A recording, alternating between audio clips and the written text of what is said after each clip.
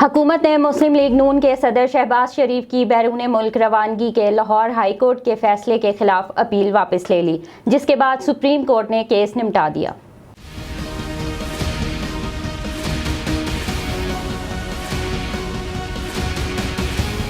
Supreme court में शहबाज शरीफ को बैरून मुल्क जाने की इजाज़त देने के लाहौर हाई कोर्ट के फैसले के खिलाफ हुकूमती अपील पर समाअत हुई। जस्टिस एजाजुल हसन और जस्टिस सज्जाद अली शाह पर मुश्तमिल बेंच के रूबरू attorney general Khalid Javed Khan, high court के नुमाइंदे और शहबाज शरीफ की जानिब से सेनेटर आजम नज़ीर तारड़ पेश हुए। जस्टिस एजाजुल हसन ने रिमार्क्स दिए कि रिकॉर्ड के मुताबिक लाहौर हाई कोर्ट में दरख्वास्त दाखिल हुई। इस पर एतराज़ लगा, हाई कोर्ट में अटॉर्नी जनरल ऑफिस को जवाब जमा करवाने का वक्त नहीं दिया गया। क्या शहबाज शरीफ का केस सिस्टम के तहत मुकर्रर हुआ या खास तौर पर?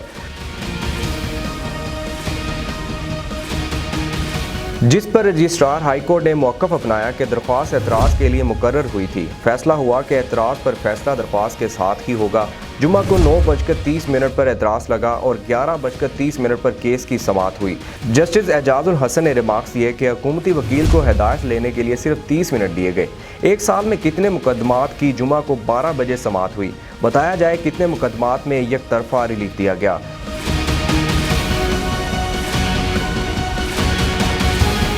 हाई कोर्ट ने यह भी नहीं पूछा कि शहबाज शरीफ का नाम किस लिस्ट में है। क्या इस तरह का अमूमी हुक्म जारी हो सकता है जैसा लाहौर हाई कोर्ट ने किया? ये रुझान बन गया है, मुल्ज़म को पकड़ लेते हैं, नैब रेफरेंस में 140 गवाहान के नाम शामिल कर देता है। अटॉर्नी जनरल खालिद जावेद खान ने मौक़िफ़ अपनाया कि शहबाज शरीफ ने हाई कोर्ट से अपनी दरख्वास्त वापस ले ली है, जिसके बाद हम अपनी दरख्वास्त पर इसरार नहीं करते। अदालत वफाक की अपील को 2 टर्म्स में निपटा दे। लाहौर हाई कोर्ट का ब्लैक लिस्ट से नाम निकालने का फैसला मिसाल ना बने। हुकूमत की जानिब से दरख्वास्त वापस लिए जाने पर सुप्रीम कोर्ट ने केस निपटा दिया।